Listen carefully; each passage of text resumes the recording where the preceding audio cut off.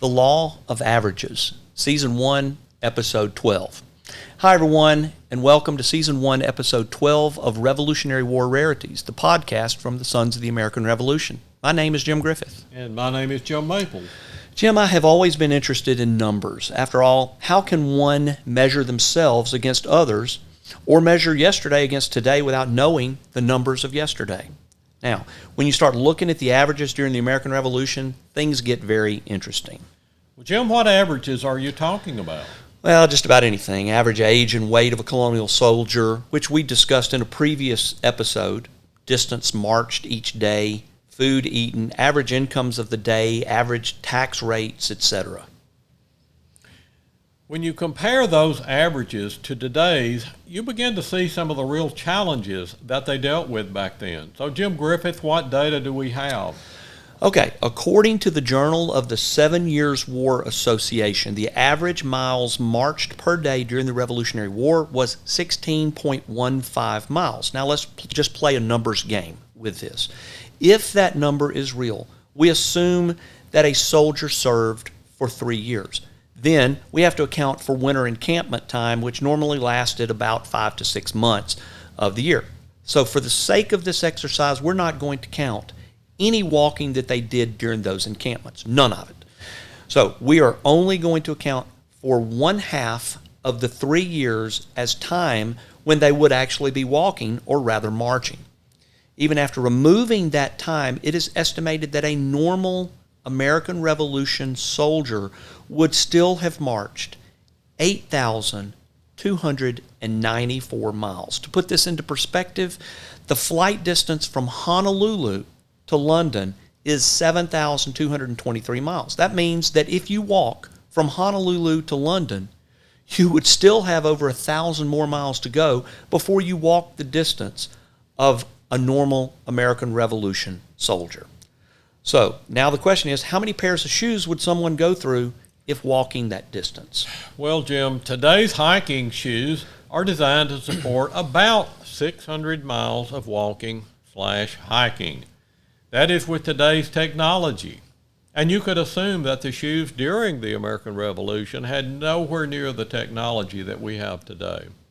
But let's make the crazy assumption that those Revolutionary War soldiers' shoes lasted 600 miles. That means that a soldier would need at least 14 pairs of shoes during their 3-year enlistment. And we know that didn't happen. Frequently, colonial soldiers were known to have had no shoes and leave blood in the snow from their feet that were bleeding as a result of having no shoes. Unbelievable. Okay, so let's shift to the households during the American Revolution. Okay, Jim. Americans at the end of the colonial era averaged an annual income of 13.85 pounds, which was the highest in the Western world. American per capita incomes compared to an average of 10 to 12 pounds in the British homeland and even lower in France. Colonial and early Americans paid a very low tax rate, both by modern and contemporary standards. Just prior to the Revolution, British tax rates stood at between 5 to 7%. Americans were closer to 1 to 1.5% tax rates. So it is well known that the living standards experienced by colonial Americans was among the highest in the world at that time. Jim, most of the earlier homes were one-room houses, and they were called wattle and dab houses because of the materials used to make them. Generally, they had a fireplace for warming the home and for cooking. During the 1700s, meals typically included pork, beef, lamb, fish, shellfish, chicken, corn, beans, and vegetables, fruits, and numerous baked goods. Corn, pork, and beef were staples in most lower and middle class households. And what did they normally keep in their houses?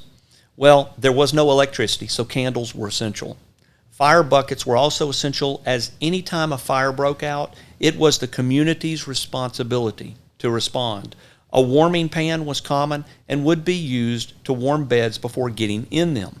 They would be filled with coals from the fireplace and rubbed on the bed sheets so that the colonials did not have to get into an ice-cold bed. Other household items would include wool cards, samplers from embroidering, and sundials, as clocks and watches were not commonplace. Male jobs usually included blacksmiths, candle makers, apothecaries, tailors, wig makers, gunsmiths, goldsmiths, farmers, cobblers, copper, printer, tailor, merchants, and more. Men did most of the work during the war. So what about travel? Well, most people either traveled by horse or by foot. By the mid-1700s, horse ownership was fairly common, but it was still somewhat expensive to own and care for a horse. But let's talk about travel across the ocean. The average time for crossing the ocean from England to North America was 6 weeks. So news and people both traveled very slowly between continents. Also remember that the passage between North America and Europe was fraught with danger as well as sickness on board. So what did they do for entertainment? Well, entertainment, including everything from card games to musical performances, dancing, singing, telling stories, and individual and team sports. Children played many games similar to what is still played, such as hide-and-go-seek, leapfrog, tag, rope jumping, and hopscotch. How often did they bathe? Well, not much by today's standards. In colonial times, it was not uncommon for someone to only bathe 3 to 4 times per year.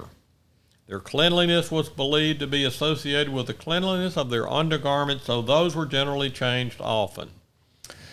Tobacco was the most important export. Corn was the most important crop, and molasses was a common need, mostly for the production of rum.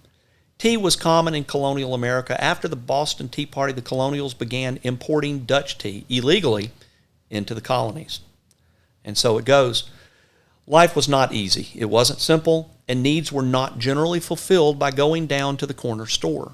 Colonials had to plan ahead for what was needed, and they worked hard every day just to survive. Edwin Lewis Cole is quoted as saying, "You don't drown by falling in the water, you drown by staying there." Our forefathers were challenged every day with just simply surviving. The averages were all against them, but they didn't live that way. They got up every day, they worked every day, and they survived. It took tremendous work just to survive and have the ability to fight in the Revolution. Then they were challenged with living through the Revolution and all of the challenges that were presented. The Sons of the American Revolution salute our forefathers for surviving, for making it through life, and for teaching us how it is done. We're thankful to you for the example that you set through the hardest times imaginable. To learn more about the life of a common soldier during the Revolutionary War, we recommend that you read A Narrative of the Revolutionary Soldier, Some Adventures, Dangers, and Sufferings of Joseph Plum Martin, available at your local library or wherever books are sold. My name is Jim Griffith. And my name is Jim Maples, and we thank you for joining us today. And please be sure to join us for the next episode of the Revolutionary War Rarities podcast. This has been a production of the National Society Sons of the American Revolution, www.sar.org.